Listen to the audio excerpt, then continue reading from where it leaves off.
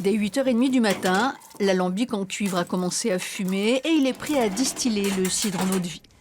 Sylvie est aux manettes et c'est l'une des rares femmes en Bretagne à être distillatrice. Quand l'alambic est en chauffe, il faut le surveiller comme le lait sur le feu. Je vérifie toujours ma colonne si la partie basse est bien froide parce que je ne me fie pas forcément toujours à mon manomètre parce que des fois qu'il pourrait tomber en panne. Donc c'est vrai que le toucher, c'est pas mal. Et puis je suis habituée, mon père le faisait et je pense que l'habitude fait qu'on aime bien caresser cette partie de colonne. Voilà, c'est une habitude. C'est votre père qui vous l'a transmise? Complètement. Je crois qu'on a des gestes qui se perpétuent de génération en génération.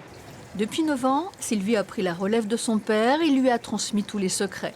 Il faut 220 litres de cidre pour en extraire 20 litres d'eau de vie et l'alcomètre est essentiel.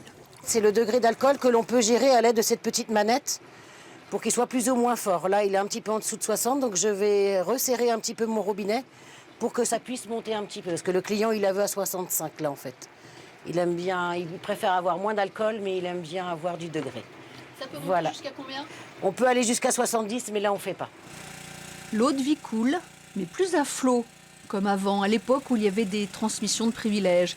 Maintenant, les clients comme Olivier doivent s'acquitter d'un droit de douane de 87 € pour distiller leur cidre.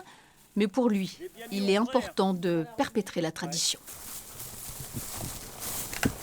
Tu soif, Sylvie? Ah bah oui, une petite bolée de 6, ça va faire du bien.